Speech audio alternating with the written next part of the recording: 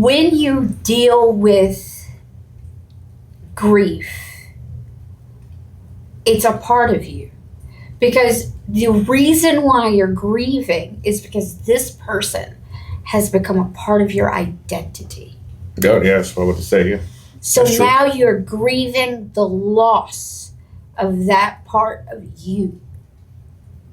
Yeah. And it's turning into a chapter that you once lived. Yes. And you have to close that chapter and you have to put an ending to that. Therefore, you have to process it. You have to feel it. And you have to heal from it. Yeah. Yeah. But that doesn't mean that the memory isn't still there. That doesn't mean that what that person brought into your life does not continue. It just means that person's journey with you is done. Their time is done. And that's what I tell a lot of people.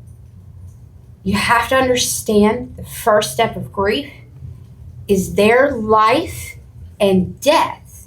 The beginning and the end has nothing to do with you. Okay, but good. Continue. I want to interrupt. The reason why it's painful is because they did what they were supposed to do in your life. Yeah, but it's also painful because that's all you know. Because remember, you was born with them. They've been there the whole time. So when they're gone, it's like something's missing. It's not necessarily all you know, because you've had a lot of people have a you do, but in not in the beginning. Like right, it's the foundation of who you are. So there's levels to different types of grief. There's a loss of a friend. There's a loss of a family member. There's a loss of a parent, and the loss of a child. And those will be your two deepest griefs. Yeah, but what I mean by that is like all parts of your life they're a part of, and you look for them for guidance. You look for them for certain things, and you expect them to be there to answer your questions and to talk to, because with me, it's kind of recent. So there's times like I'll drive somewhere and I expect to hear that call because there's a certain pattern with me and, my father where he'll call me at a certain time. So when I'm going to this corner where I usually get the call, I kind of still expect that because it's always been like that. So when they're gone, it's kind of shocking because it's like, wait, you still kind of got to process that they're not there anymore. And that's the way it kind of like, it gets sketchy. It gets weird. You just change your patterns and your behaviors. And over time, that becomes easier to do. I also tell people that grief in itself does not get any easier. Oh, yeah. When it hits you, it demands payment. Every time it hits you, it's going to take a chunk out of you. And it's going to hit you at all different times, periods, 10, 20 years from now. It's going to hit you, especially if they were a core person like your parent. It's going to hit you because it's a part of you. When you go to have children and they're not there, it's going to hit you. Yeah. And you're going to face all different kinds of emotions in that process. Most of that is going to be anger. So, yeah, but I'm going to ask you this then. So everybody, most people look up to their parents, right? They like ask them for guidance and stuff like that. Because I feel, in my opinion, and I think everybody's opinion is, no matter how old you get, you still need them to guide you through life with certain things. Right. And my father was wise. Like we went back and forth about a bunch of stuff sometimes, which is healthy because we never disrespected each other, but we had disagreements. But the one thing that I did respect and I know through life, he would give me advice that was just like, years later, I look and I'm like, wow, that made a lot of sense. Right. You know what I'm saying? And I know you probably had that because I know with your parents, stuff like that. But is there anything that you feel like you've learned from your mother or father that you take with you right now or that helped you through anything? That's a rough question because I didn't grow up in a family like yours. Mine is different. My mom struggled with heroin addiction to run away from her trauma. So that affected us in a way. I don't have, my memories are splotchy. Gosh, okay. So my core memories, that aren't splotchy, they start around fifth or sixth grade. And that's because that's around the time that my father was able to gain custody of me and my brother. Oh, gotcha.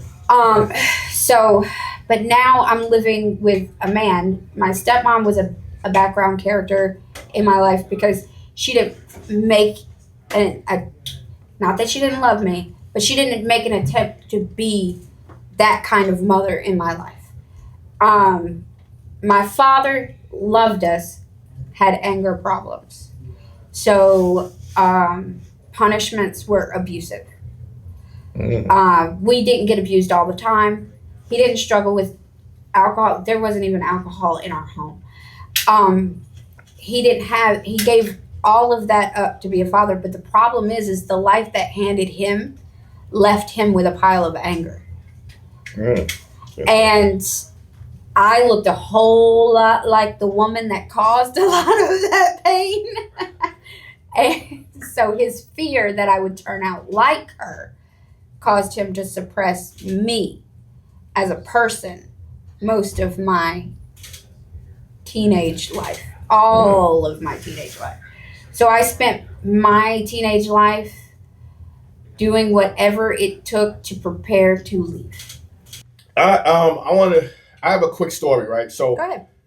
basically, like I said before, your parents, no matter how old you get, Yep. you still look for them for guidance and wisdom and stuff like that. And one particular time, I'm gonna get to this because I think this is important. This kind of guided me in life. My father lived in an apartment building in Harlem. So in Harlem, the apartments it's kind of strange sometimes because he lives on the 4th floor, but there's no elevator. So you have to walk up the 4th floor or whatever.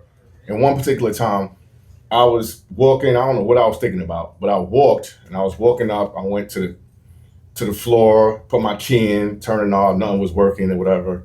And I couldn't get in. So I'm like, this is kind of strange. I can't get in. I'm trying to open the door, it wouldn't work. And I realized I didn't count right. So I was on the 3rd floor instead of the 4th. So I walked up to the 4th floor, opened the door, and I was telling my father the story. Like, man, it's so crazy. Like, I don't know what I was thinking about, thinking it was funny. And he stopped me. He was like, that was crazy what you just did. Like, do you realize what you did? You could have yourself killed. And I said, what are you talking about? I just made a mistake. Leave it alone. What he said made sense, and it stuck with me. He said, if you would have came in my house and I didn't know who you were, and you fumbling through the door, I'm going to grab you up and put a gun in your head because I'm thinking you're trying to come to my house and trying to do something to me. You're 6'4", black man. Harlem. I can see Harlem. I can look through the peephole. No, but it's the truth. and I look through the peephole and I see you trying to come to my house. And at first, I was thinking like you exaggerating or whatever. But then I started thinking about it now, and I got my concealed carry, and I go to classes and stuff like that to get that concealed carry. I started thinking about it. If somebody came to my house like that, I would be prepared. I know advocate everyone should have a concealed carry. They should, especially now that I know what I know. Absolutely. But I didn't think about that. Coming from somebody who didn't want guns anywhere around me,